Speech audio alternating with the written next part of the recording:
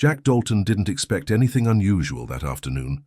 Just another long stretch of Interstate 5, endless pavement and radio static. But everything changed when he saw a nervous female driver pulled over by a cop, yelling, pointing, pressing harder with each word. Jack slowed down, something gnawing at his gut. The woman stood firm, saying almost nothing, while the officer's voice got louder, more threatening. Something was off. Why wasn't she reacting? Why wasn't she afraid? Before we dive deeper, make sure to subscribe to the channel and hit that like button.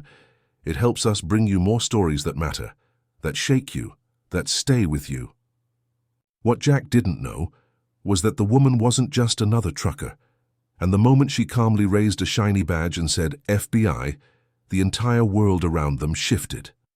Power flipped, silence shattered arrogance, and Jack, a man used to staying quiet, became part of something far greater than a delivery run. This is a story about restraint, justice, and how one man's decision to watch, not walk away, made all the difference. As the sun bore down on the checkpoint and engines idled in tension, Jack was about to face a roadblock unlike any other. The sun beat down on the cracked highway as Jack Dalton guided his rig along Interstate 5. He had 2 more hours until his next stop and was hoping to make it without delay. The road ahead shimmered in the heat, but something unusual caught his eye, a line of brake lights stretching beyond the bend. As he approached, he spotted patrol cars with flashing lights parked diagonally across both lanes, forcing all traffic to merge into one. A routine checkpoint maybe, or maybe not. Jack eased off the throttle and squinted. Something about this setup didn't sit right with him. It felt too aggressive, too staged. His hands tightened on the steering wheel. He'd seen his share of roadside stops over the years, but this one felt tense before he even got close. A tall officer barked instructions to drivers through a megaphone, while another paced beside a parked semi. That's when Jack saw her. A woman standing alone beside a violet Kenworth, arms folded tightly, face unreadable. Her truck was clean, polished, almost out of place on a road full of beat-up freightliners. She didn't look afraid, just composed. The officer in front of her gestured sharply, pointing toward her door. Jack slowed to a crawl, trying not to look too interested, but curiosity won out. His truck rolled past the scene slowly enough for him to catch the officer's tone, loud, clipped, impatient. The woman didn't speak. She stood firm, her sunglasses reflecting the sun and the patrolman's agitation. Something about her posture told Jack she wasn't unfamiliar with confrontation, yet she wasn't arguing, wasn't shouting back. She was waiting. For what, he couldn't tell. The air was heavy with heat and tension. Jack's foot hovered over the brake pedal as he passed. He pulled onto the shoulder a few yards beyond and cut the engine. Sitting in silence, he looked into his side mirror, observing. Other cars trickled past, but no one else stopped. Most drivers took one glance and kept going. Jack, on the other hand, couldn't. Something about the situation gnawed at him. Instincts, sharpened by decades of watching the road and reading people, told him this was more than a traffic stop. This was a standoff, and standoffs never end quietly. From his cab, Jack had a clear view of the officer circling the woman's truck. He was too far to hear now, but body language said enough. The man was frustrated. Jack could almost hear the clipped words, the demand for ID, the veiled threats. The woman still hadn't moved. No signs of fear, no flash of attitude, just calm. Too calm. Jack reached toward the dash and adjusted his phone holder. If things went sideways, he wanted it rolling. Not because he liked drama, but because sometimes truth needed witnesses. He thought about how many times he'd seen officers push the line, especially with women traveling alone. He hated jumping to conclusions, but this didn't feel right. Not when the officer's partner had his hand resting on his holster. Jack's heart thudded harder. He didn't want to get involved. That wasn't his job, but ignoring it, that didn't feel right either. He cracked the window and listened. Then, the officer did something that made Jack sit up straight. He stepped into the woman's space, pointing inches from her chest, voice now clearly audible. "If you don't comply, I'll have your vehicle searched and impounded." Jack flinched. The woman didn't. She shifted her stance slightly, but said nothing. Jack's phone began recording. A bead of sweat slid down his temple, not from heat but anticipation. What was she waiting for? She finally moved, but only to brush her bangs from her forehead, then folded her arms again. The officer looked thrown off for a second. That silence, that stillness. It wasn't submission, it was control. Jack had seen people bluff, he'd seen people break, but this was different. She was managing the situation without saying a word. His gut screamed louder now. She wasn't helpless. She was prepared, and that realization sparked a different kind of tension inside Jack. He didn't know who this woman was, but she wasn't playing by the expected rules. He leaned back slightly in his seat and kept filming. Something was about to happen, something unusual, and for the first time in a long time, Jack wasn't just a driver passing through. He was a witness to something that might change everything. Jack remained still in his cab, engine off, eyes fixed on the woman through his side mirror. The patrolman's gestures grew sharper, hands slicing through the air like blades. His voice rose above the ambient rumble of trucks and heat. "I'm not asking again," he shouted, but Sarah didn't flinch. She didn't raise her voice, didn't show anger or fear, only lifted her chin slightly as if to say, "Go ahead." Jack narrowed his eyes. Most people would have broken by now, argued, begged, or folded. But she was immovable, as if every insult bounced right off her armor. The officer pulled a notepad from his chest pocket, started scribbling, then ripped the paper and thrust it at her. She took it with 2 fingers, barely glancing at the contents before folding it silently. Jack zoomed in with his phone. Her jaw remained tight, but her shoulders relaxed, as if she just confirmed something internally. Jack had no idea what, but she was in control. He wasn't sure who was really in charge here. She hadn't said much, but somehow she was winning, and that unsettled Jack more than if she'd screamed. The patrolman moved toward her truck again. Jack saw Sarah's hand move, instinctively toward her hip, but stop halfway, then return to her side. That hesitation didn't seem like fear. It felt like calculation. Jack remembered the stories, the rumors, about agents who traveled low profile.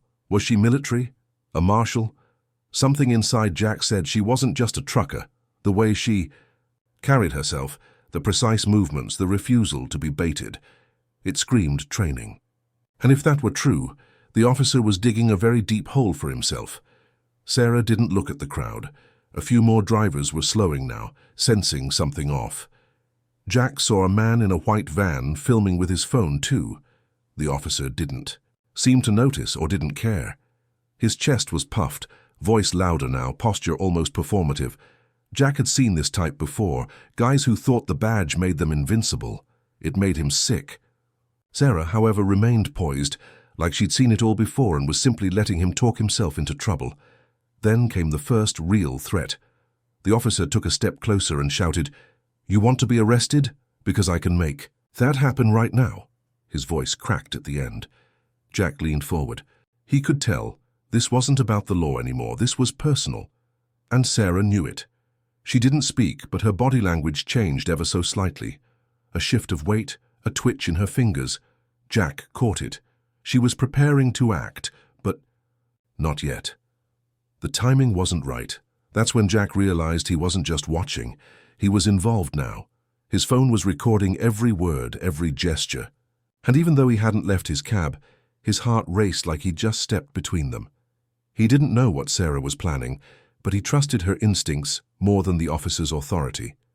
And if things turned bad, Jack would have the footage. That was something. That was protection. For her, and maybe even for himself.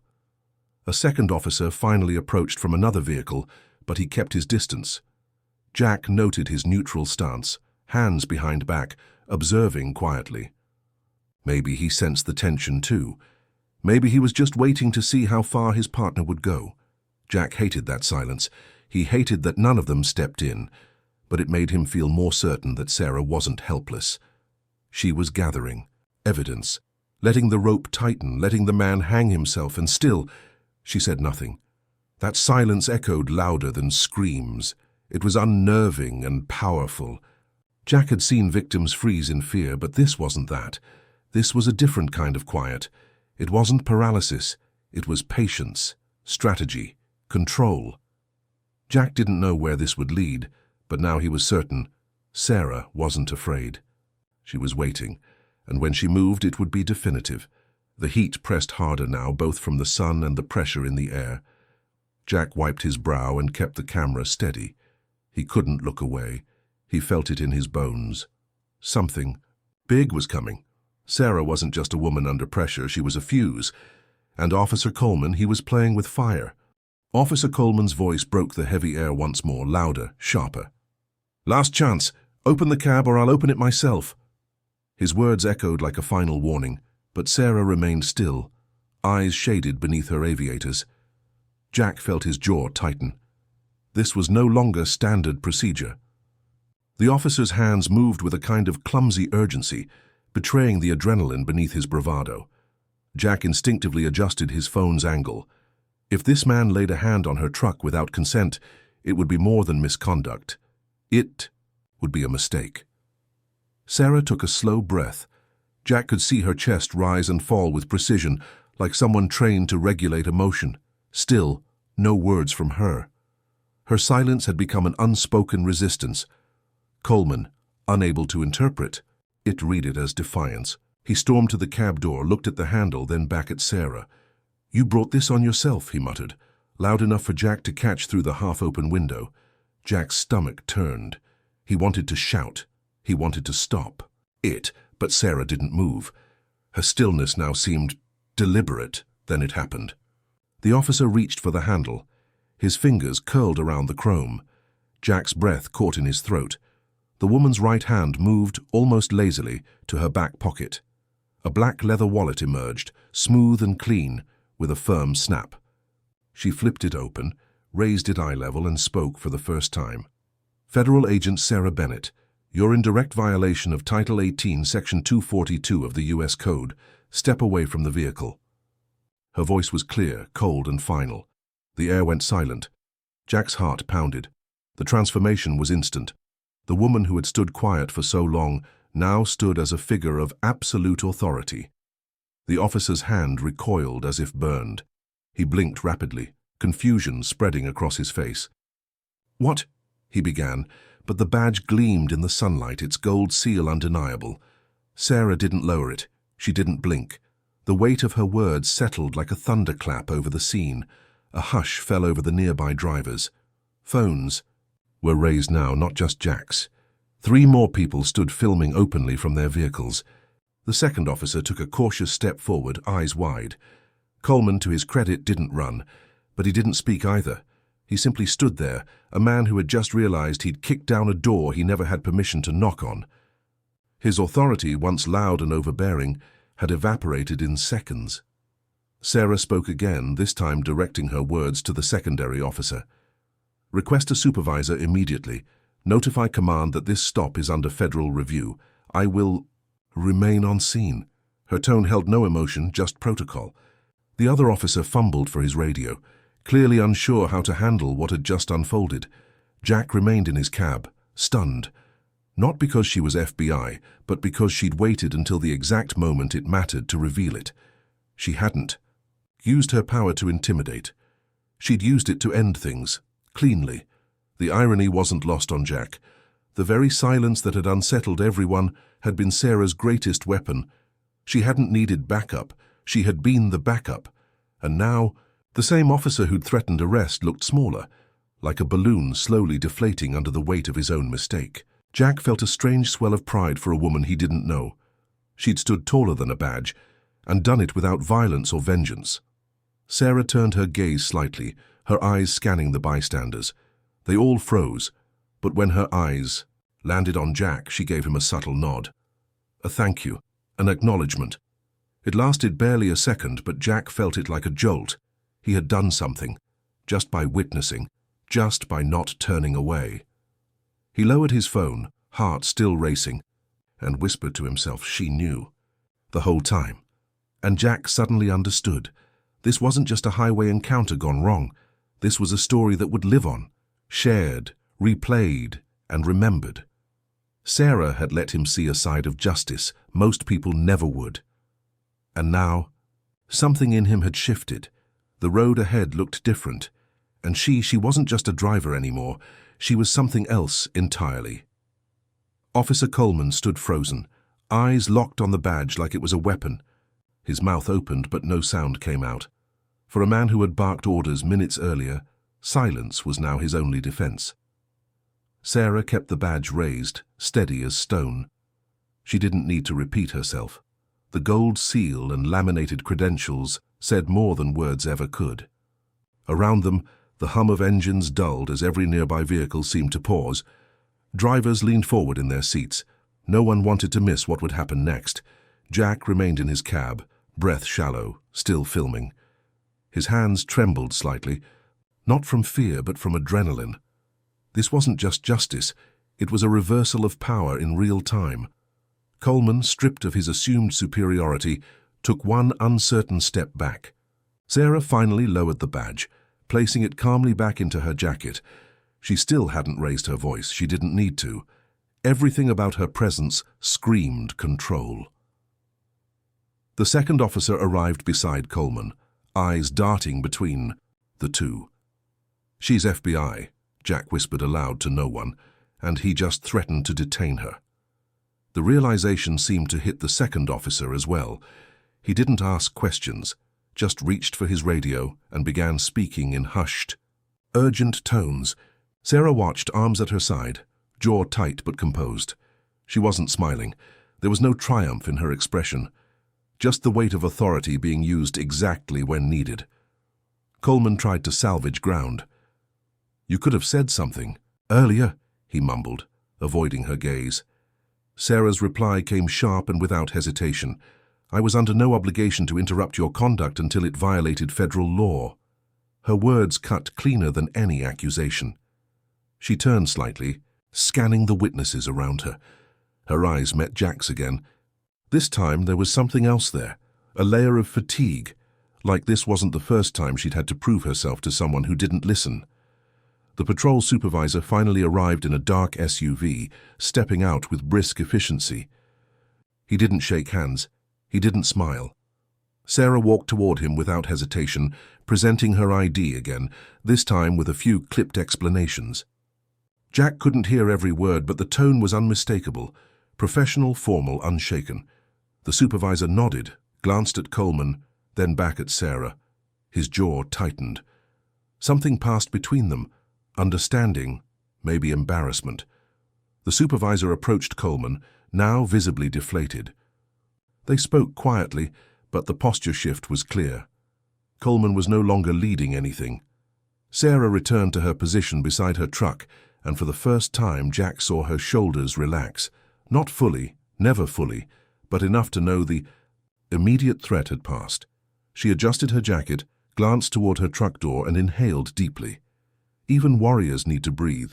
Drivers around began to disperse slowly, their curiosity satisfied, but their thoughts lightly spinning. Some still filmed, others pulled away silently. Jack remained unable to move just yet. He replayed the moment in his mind, the officer's arrogance melting, the precise second Sarah had shifted the dynamic with 5 quiet words and a badge.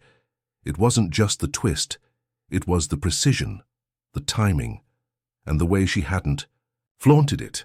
That made all the difference. Sarah turned to retrieve something from the passenger seat of her cab. As she opened the door, she looked back once more toward Jack. A tiny nod, not for thanks, but for recognition. He'd stayed, he'd watched, and he'd recorded. That mattered. Maybe not legally, but morally. He didn't wave or smile, just nodded back, lips pressed in a quiet show of respect. They didn't need words. They'd both done what was right. And in that moment, Jack understood something deeper. Sarah hadn't stayed silent out of fear. She'd done it because silence gave others a chance to cross lines they could never uncross. And when they did, she stepped in, not to retaliate, but to correct. That kind of restraint was rare. That kind of power, even rarer. He wasn't just a witness to justice. He was part of it now, and something inside him had changed. The arrival of the supervisor shifted everything. His presence alone was like a pressure valve being released. Sarah stood with poise beside her truck as the officer in charge moved to her, shaking her hand and offering a few private words. Jack couldn't hear what they said, but the tone was unmistakably respectful. It was the kind of exchange that happens only between equals. Officer Coleman, now pushed further back from the scene, stood awkwardly near the rear of his patrol car, eyes darting, shoulders hunched. He wasn't in command anymore, and everyone knew it. Jack kept his phone down now, but his eyes remained locked on the scene. The supervisor motioned to Coleman, who reluctantly stepped forward. Their conversation was hushed but intense. Gestures were tight, lips tight. Coleman's face flushed deeper with each sentence. He tried to speak, but the supervisor cut him off with a small shake of the head. Sarah remained still, watching. Not smugly, not vindictively. Just watchful, like someone who'd seen this play out before, and perhaps she had. Jack suspected this wasn't her first time putting a man like Coleman in his place. The second officer, who had remained quiet throughout, now stepped beside the supervisor and handed over a small tablet, bodycam footage maybe, or a report. The supervisor scrolled, nodded once, then dismissed him. He turned back to Sarah, handed her something, possibly a copy of the incident record, and offered one last word. She accepted it with a nod, tucked it neatly into a folder, and finally, for the first time, allowed herself a small exhale. It was done, officially, cleanly.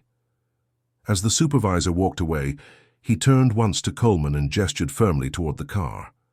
Coleman hesitated, then climbed into the passenger seat, not the driver's side. That detail hit Jack hard. It meant something. Maybe disciplinary action was already in motion. Maybe the man was being pulled from duty, even if temporarily. Either way, the power dynamic was shattered. Sarah hadn't just exposed abuse, she'd reversed it. With documentation, authority and restraint. Jack stepped out of his cab now, slowly, not to interfere but out of instinct. He stood by his truck, arms crossed, and caught Sarah's eye one last time. She approached, not with urgency but with calm. "You filmed the whole thing," she said softly. Jack nodded. From the moment he raised his voice. Sarah held his gaze for a beat longer, then said, "That footage might be used in the report. Do you mind submitting it?" Jack nodded again, more firmly this time. "I'd be proud to." She reached into her back pocket and handed him a small card. FBI. Contact case reference number. Email it here, they'll handle it from there. Jack took the card, fingers brushing hers for a second. Not a spark, not a cinematic moment, just human connection. "Thank you," she said, and meant it. Jack didn't say "you're welcome." He just nodded. It felt better that way. He wasn't doing it for praise. He did it because it was right. Sarah turned to leave, pausing by her truck to secure the door. As she climbed into the cab, Jack watched the light shift across her windshield. She adjusted her mirror, gave him one last glance through the glass, then pulled onto the road. The rumble of her engine merged with the fading tension in the air. Jack stood there for a while, the card in his hand, the moment still settling in his chest. He returned to his own rig slowly, climbed in, and started the engine. But something felt different. It wasn't just about what he'd seen. It was about being part of something that mattered. He wasn't just a trucker today. He had stood for something without shouting, without fighting, just by paying attention. And that, he realized, was more powerful than he ever imagined. As he pulled back onto the highway, the world looked a little sharper, a little more alive. 3 days passed before Jack Dalton heard from her again. He was parked outside a gas station in Bakersfield when his phone buzzed with a restricted number. Normally, he wouldn't answer, but something in his chest told him to pick up. "Mr. Dalton?" a familiar voice asked. It was calm, composed. Sarah Bennett. "I just wanted to say thank you again," she began. Jack sat up straighter. "Your video helped finalize the internal report. Officer Coleman's conduct is being formally reviewed. Your actions mattered." He didn't know what to say, so he just muttered, "Glad it helped." But she wasn't done. "There's more. I've been assigned to a federal task force focused on highway safety and civilian rights. We're organizing a panel with long-haul drivers. You have perspective. Would you consider joining us? Off the record? Jack blinked. No one had ever asked for his opinion outside of a shipping log. I'm just a trucker, he replied. That's exactly why we need you, she said. The silence that followed wasn't awkward. It was heavy with something new, possibility. Jack didn't give her an answer right away. After they hung up, he sat for a while, watching the dust roll across the parking lot. He thought of every stop he'd ever witnessed, every time he'd driven past something that didn't sit right. For years he'd told himself it wasn't his problem, that the road was too long and the job too hard to carry someone else's burden. But Sarah's calm defiance had stayed with him.